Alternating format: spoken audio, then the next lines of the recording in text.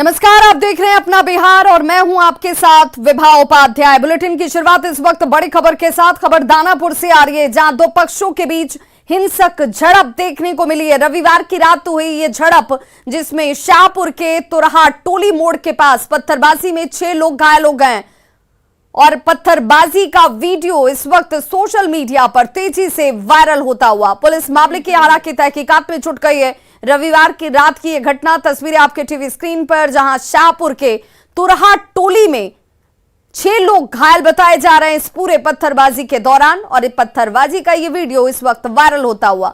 संवाददाता अमरजीत शर्मा हमारे साथ इस वक्त ज्यादा जानकारी के साथ फोनलाइन पर जुड़ गए। अमरजीत, अब इस वीडियो की क्या पुष्टि हो रही है? कार्रवाई की बात की जाए तो इस वक्त क्या कुछ होती हुई? जी देखिए, जिस तरह से जो है पत्थरबाजी हुई है, मामूली विवाद को लेकर के दो पक्षों में पत्थरबाजी हुई है। तुरहा टोली में इस तरह का बात जो है लगभग आम टाइप का हो चुका है, क्योंकि जो है यहाँ पर हमेशा जो है लोग आपस में झगड़ते रहते हैं और इस तरह से जो है रोड़ेबाजी होती रहती है। तो कल रात भी जो है वही हुआ। 2 लोग आपस में जो है लड़ाई झगड़ा करते हैं और विवाद इतना बढ़ जाता है कि दोनों के बीच में रोड़ेबाजी शुरू हो जाती है और उसकी तस्वीर भी जो है सामने आई है।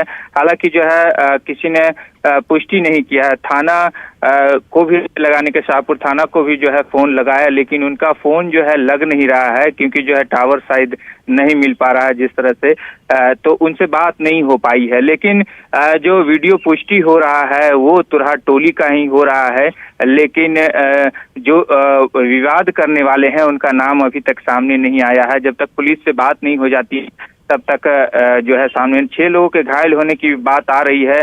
पुलिस इस मामले में जो है रात में आई थी, ये भी जो है पता चला है और इसमें तहकीकात भी कर रही है और 2 पक्षों का जो है चिन्हित भी किया है, लेकिन पुलिस से बात नहीं है, इसलिए नाम उनका अभी तक नहीं पता चला है।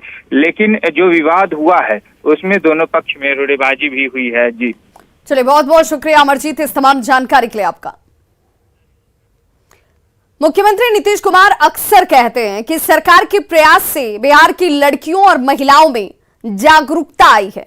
कभी डरी सहमी सी रहने वाली लड़कियां अब अपने हक के लिए आवाज उठाती हैं, वो भी जोरदार तरीके से, और अपनी आवाज अधिकारियों तक पहुंचाती भी हैं और अधिकारियों को सुनने के लिए मजबूर कर देती हैं। देखिए, ये तस्वीर मुंगेर के तारापुर अनुमंडल क्षेत्र की है, जहां पर हाथों में थाली और थाली में खाना, जिसे लेकर ये लड़कियां प्रदर्शन कर रही थी। और सिर्फ प्रदर्शन तक बात नहीं रुकी, ये थाली लेकर पहुंच जाती हैं अधिकारी के पास। और स्कूल का खाना किस स्तर का है, किस क्वालिटी का है, इसकी गुणवत्ता कैसी है, वो भी अधिकारियों के सामने दिखाती हुई ये बच्चियां नजर आ रही हैं। मध्य विद्यालय रजत टोला गोगाचक की ये तस्वीर, जहां पर स्कूल में दोपहर का खाना सही नहीं मिलने पर जमकर बवाल किया गया। बवाल स्कूल तक सीमित नहीं रहता है, वो थाली लेकर बच्चियां पहुंच गई तारापुर एसडीओ के पास और एसडीओ को दिखाया कि देखिए स्कूल में किस तरह का खाना मिलता है। साहब, शिकायत है कि स्कूल में छात्रों को मेन्यू के मुताबिक खाना नहीं दिया जाता है। यहां तय था कि शुक्रवार को स्कूल में पुलाव, चना की सब्जी, सलाद और अंडा या फिर फल दिया जाएगा, लेकिन बच्चों को थाली में क्या परोसा गया है जरा वो भी देख लीजिए। चावल, सादा चावल, चने की सब्जी, जिससे कि आप बस अब अपना भोजन कर लीजिए और संतोष पाइए। बच्चे जब अपनी शिकायत लेकर एसडीओ रंजीत कुमार के पास पहुंचे तो एसडीओ ने कहा कि बच्चों की शिकायत की जांच की जाएगी और जांच के बाद कार्रवाई भी जरूर होगी। स्कूल प्रबंधन की मनमानी और छात्रों की शिकायत को लेकर स्कूल की बच्चियों से बातचीत की न्यूज़ 18 संवाददाता अरुण शर्मा ने। इसमें दिक्कत यही है कि शुक्रवार को बनता था पुलाव, चना का सब्जी, जो सॉरी सलाद, और जो अंडा खाता था उसको अंडा, जो सेब खाता था उसको सेब। यहाँ क्या है? अगले बार भी हो चुका था, मेरे बगल में एक थे तो बोले वीडियो बना के भेजे, लेकिन फिर इस बार क्या है? यहाँ कारखाना है क्या? सबसे पहले मैं आपको जो चीज़ दिखाना चाहता हूँ वो चीज़ देख लीजिए। ये छोटी छोटी स्कूल में पढ़ने वाली बच्चियों के हाथ में थाली है, थाली में चावल है और चना का सब्जी है। ये बताना चाहूँगा कि ये बच्चियाँ जो है आज तारापुर एसडीओ के पास आई हैं थाली में चावल और चना की सब्जी को लेके। हम इन्हीं से जानेंगे कि किस मामले को लेके आई हैं, कौन स्कूल की ये लोग स्टूडेंट है, मामला क्या है। सबसे पहले बाबू बताओ, नाम क्या है तुम्हारा? रिया भारती। कौन स्कूल की स्टूडेंट हो? मध्य विद्यालय लगवा तारापुर की स्टूडेंट मैं हूँ, कौन क्लास के स्टूडेंट हो? 8 में। आज जो हाथ में थाली और चना का सब्जी लेके आई हो, क्यों? इसलिए सर क्योंकि देखिए अगले शुक्रवार को भी यही खिलाया था और आज भी क्या हम लोग बर्दाश्त करते करते थकते नहीं है क्या? हाँ? अगर शुक्रवार को बना था क्या, यहाँ बन रहा है क्या, यहाँ है क्या कारखाना? अच्छा, स्कूल में मेन्यू के अनुसार खाना दिया जाता है कि जो दिन मंगल सोम या सभी दिन के अनुसार दिया जाता है खाना, की जो मन सो खिला दिया जाता है? जो मन सो नहीं सर, सिर्फ यही शुक्रवार को ये ऐसा ही होता है, बाकी सब दिन एकदम ठीक खाना बनता है। खाली शुक्रवार को ही खाना होता है? क्या करना चाहोगे बाबू? क्या नाम है पहले? नाम मेरा दुर्गा कुमारी। क्या दिक्कत क्या है खाने में आज? दिक्कत है खाना में। क्या चीज़, क्या दिक्कत है? शुक्रवार को देता था पोला और चना और सलाद, तो आज दिया है चावल और चना। और अंडा भी सेब भी देने की बात होती थी। हाँ, तो क्या अंडा सेब या सेब मिला जैसे सावन है तो नहीं मिला, कुछ नहीं, है? नहीं कुछ मिला। नहीं मिला? नहीं। तो कहाँ पे आई हो, किसको बताने आई हो तुम लोग? एसडीओ सर को। आए? सर क्या को। बोले सर, क्या बोले? सर बोले ठीक है जाओ। तो इनको आश्वासन मिला है कि जो प्रिंसिपल है उनसे एसडीओ स्वयं बात करेंगे, बात करने के बाद इन बच्चों की जो समस्या है उसका हल होगा, निदान होगा। अब देखिए, हालांकि ये काफ़ी स्कूलों की ये समस्या है कि जो मेनू है, मेनू के अनुसार उनको खाना नहीं मिलता है। जब जो मेनू आया, जो मन में आया वो खाना दे दिया जाता है। जिन मामले को लेकर आज बच्ची जो है एसडीओ के पास आई हुई है। अरुण शर्मा, न्यूज़ 18 मुंगेर। शर्मा हमारे साथ इस वक्त मुंगेर से सहयोगी अरुण शर्मा खुद जुड़ गए हैं। अरुण, चूंकि शुक्रवार की घटना बताई जा रही है, बच्चियां खुद कह भी रही हैं कि शुक्रवार को जो मेन्यू तय किया गया है उसी मेन्यू के हिसाब से खाना मिलना चाहिए था, लेकिन जब शिकायत करते करते इन बच्चियां जब थक गई हैं तो खुद अधिकारी के पास पहुंच गई। कार्रवाई अब तक क्या हुई है? जी बता दूं, जो एसडीओ से बात हुई है उनका साफ कहना है कि इस मामले को लेके प्रिंसिपल को काफी बोला गया है कि जो भी मेनू है मेनू के अनुसार ही खाना दिया जाए, या कोई दिक्कत हो तो उस समस्या को लेके वो डीएम को इस बात से अवगत कराया जाए। एक बात मैं बता दूं कि यहाँ पे प्रत्येक सप्ताह के बुधवार को डीएम खुद सभी स्कूलों को, सभी पंचायतों के स्कूलों का भ्रमण करते हैं। तो ऐसे में कई जगह शिकायतें भी मिली थी कि खाना जो है समय पे और मेन्यू से नहीं दिया जाता है, लेकिन ये जो घटना घटी है इसमें साफ देखने को मिला। मैं स्वयं मौजूद था वहाँ पे। उनके थाली में जो चावल और जो चना की केवल ही सब्जी थी, अब बाकी उस दिन फल भी दिए जाने थे, अंडे भी दिए जाने थे। हालांकि सावन को लेके अंडा नहीं भी हो सकता, लेकिन फल तो एक सब्जी होना चाहिए, तो सलाद होना चाहिए। अरुण, क्या आपके स्कूल के प्रधानाध्यापक से बातचीत हुई, रसोईया से बातचीत हुई कि क्यों मेन्यू में जो तय भोजन है वो नहीं परोसा गया, नहीं दिया गया?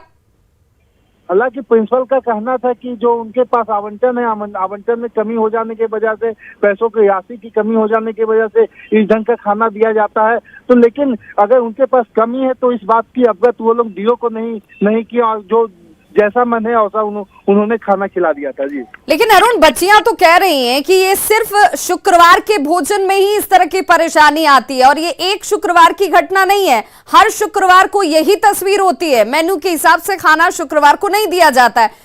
समस्या एक शुक्रवार की हो सकती है, 2 शुक्रवार की हो सकती है, हर शुक्रवार को ही ये समस्या क्यों पैदा होती है?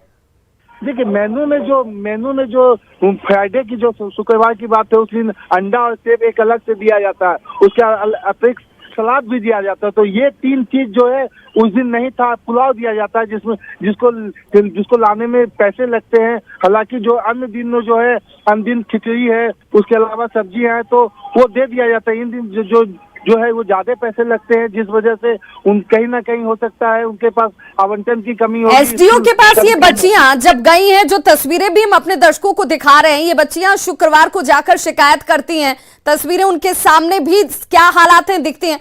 शुक्रवार से लेकर शनिवार को स्कूल खुला होगा, रविवार को स्कूल की बंदी रहती है, सोमवार का दिन आज हो गया, तब क्या इस पर कोई संज्ञान लिया गया है?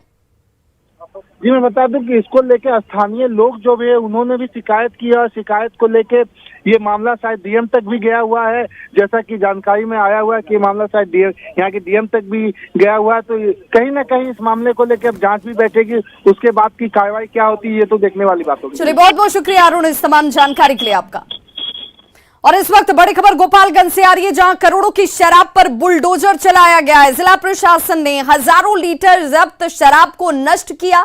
गोपालगंज में एक साथ 3 जगहों पर बुलडोजर चलाकर शराब को नष्ट करने की कार्रवाई की गई है। एसपी आनंद कुमार ने यह कहा है कि इस कार्रवाई के दौरान विभिन्न थाना क्षेत्रों से हजारों लीटर देसी और विदेशी शराब जो जब्त किए गए थे उसे नष्ट किया गया, जिसमें 300 से ज्यादा शराब तस्करों की गिरफ्तारी भी इसमें हुई है। इन तस्करों के पास से कानूनी प्रक्रिया के तहत जब्त किए गए शराब की बोतलों पर आज बुलडोजर चलाकर उसे खत्म किया गया, नष्ट किया गया है। और जिले के 3 जगहों पर मजिस्ट्रेट की मौजूदगी थी जब 12,000 से ज्यादा देसी और विदेशी शराब को नष्ट किया गया। शराब के खिलाफ गोपालगंज पुलिस का जो अभियान है वो हर स्तर पर चल रहा है। हम लोगों ने बहुत बड़ी मात्रा में शराब जब्त किए हैं और बहुत इसी माह मतलब प्राय 300 से ज़्यादा लोगों की गिरफ्तारी भी हुई है। और जो शराब पकड़ी जा रही है उसको यथाशीघ्र एक्ट में ही लिखा हुआ है कि उसको तुरंत विनष्टीकरण की कार्रवाई कराई जाए ताकि थानों में जो जगह है अनावश्यक रूप से ना घिरी रहे। समस्तीपुर से बड़ी खबर, जहां पर भीड़ ने युवक को चोरी के आरोप में जमकर मारा है। चोरी के आरोपी की पीट कर हत्या कर दी गई है। भीड़ ने 3 लोगों को पीट कर मौत के घाट उतार दिया। बताया जा रहा है कि चोरी का आरोप इनके ऊपर, जिसके बाद इनकी इस कदर पिटाई की गई कि 3 लोगों की मौत हो जाती है। 3 लोगों पर बैल चोरी का आरोप था, जिसके बाद भीड़ ने इन्हें अपने कब्जे में लिया और जमकर इनकी पिटाई की गई, जान बचाकर। हालांकि 2 आरोपी यहां से भाग खड़े होते हैं। एक्सक्लूसिव तस्वीरें आपके टीवी स्क्रीन पर। जख्मी हालत में बुरी तरह से पीटे गए ये तीनों चोर, जिनके ऊपर चोरी का आरोप है। बताया जा रहा है कि बैल चोरी इन लोगों ने की थी, जिसके बाद ग्रामीणों की तरफ से इनकी जमकर पिटाई की जाती है। चकहबी का ये पूरा मामला, और फिलहाल पुलिस की तरफ से यहां पर इस पूरे मामले की जांच और तहकीकात शुरू की गई है। तो विभूतिपुर के चकहबी की यह घटना, जिसकी एक्सक्लूसिव तस्वीरें आपके टीवी स्क्रीन पर। लेकिन इन तस्वीरों के बाद कई गंभीर सवाल उठते हैं और न्यूज़ 18 ये सवाल पूछता है कि लोगों ने युवक की हत्या क्यों की,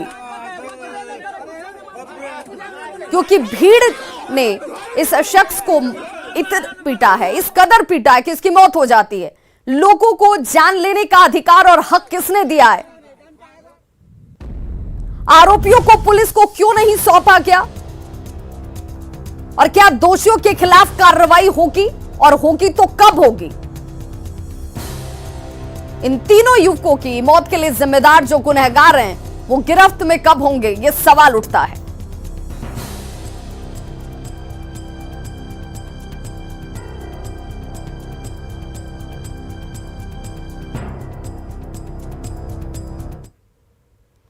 पटना में बीजेपी का महामंथन हुआ।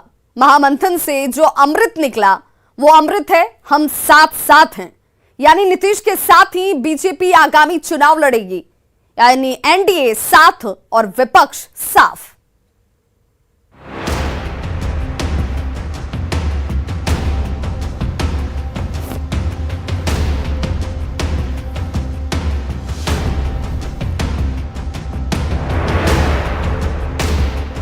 पटना में 2 दिनों की संयुक्त कार्यकारिणी के महामंथन के बाद बीजेपी ने साफ कर दिया कि 2024 और 2025 का चुनाव जेडीयू और बीजेपी साथ साथ लड़ेंगी। और इसके साथ ही बीजेपी ने सभी कयासों और सभी बयानबाजियों पर पूर्ण विराम लगा दिया।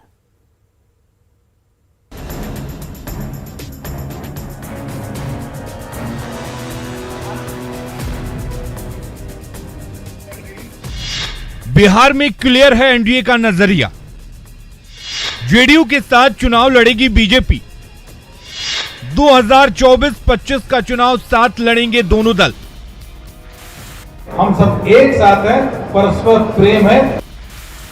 पटना में बीजेपी की संयुक्त मोर्चा की 2 दिवसीय राष्ट्रीय कार्यकारिणी की बैठक हुई।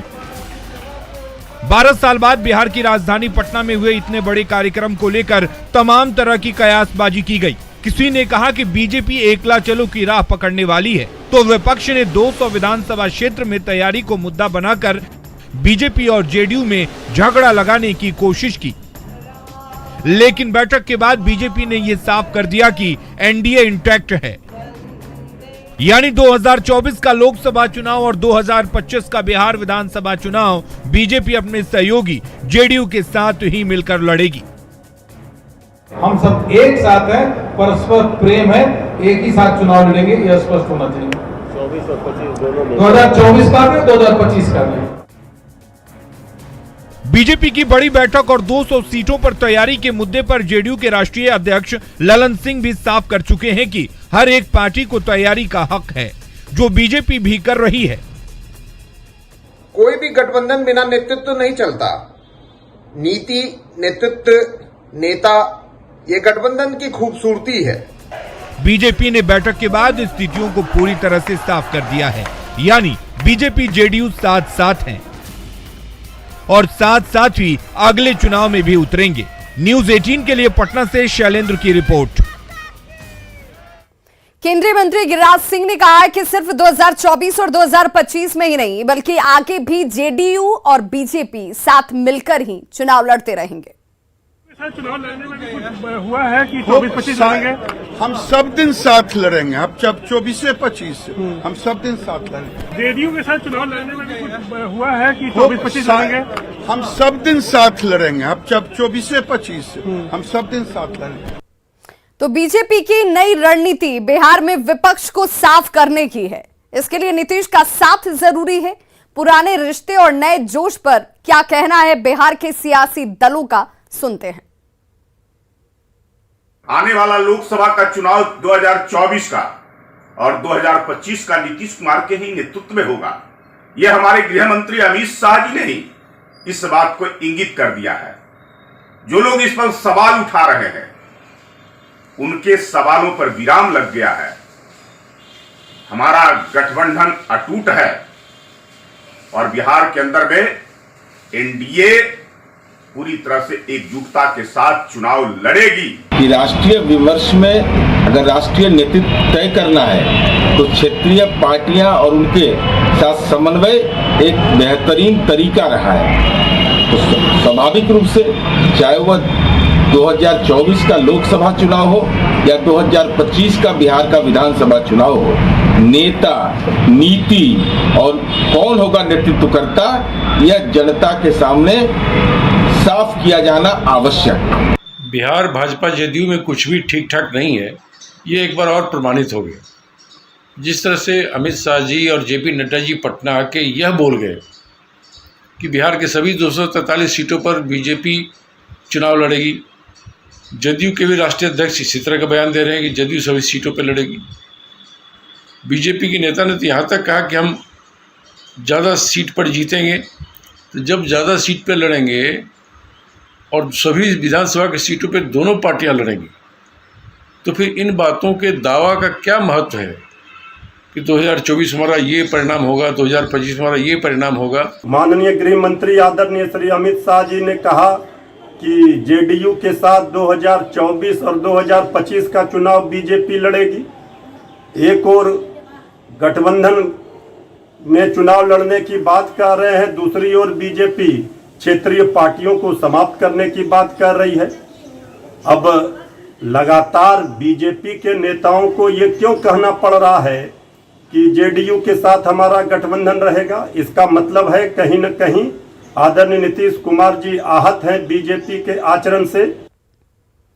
तो बीजेपी को भरोसा है कि अगर वो जेडीयू के साथ रहेगी तो विपक्ष का सफाया हो जाएगा। हमको नहीं लगता है कि कोई खास पार्टी को टारगेट करके उन्होंने ऐसा कहा होगा, ऐसा नहीं है। अपनी पार्टी के विस्तार की बात सभी लोग करते हैं, तो उसी क्रम में उन्होंने बीजेपी के विस्तार की बात की होगी, लेकिन बाकी पार्टी समाप्त हो जाएगी ऐसा नहीं है। देश में तो मल्टी पार्टी डेमोक्रेसी है यहाँ, तो सब पार्टी जो भी पार्टी है जनता के बीच अगर उसकी साख है, आधार है, तो पार्टी रहती है और रहेगी। जो पार्टियां हमारे साथ जुड़ी है, हमारे गठबंधन के साथ आई है, वो हमारी विचारधारा के साथ जुड़ गई है, तो ऐसे पार्टियों पर कोई खतरा नहीं होगा, कोई अस्तित्व नहीं मिटेगा। जो हमारे विचारधारा को आत्मसात नहीं किया या हमारे विचारधारा से अलग रखा, वैसे पार्टियों का अस्तित्व समाप्त होगा।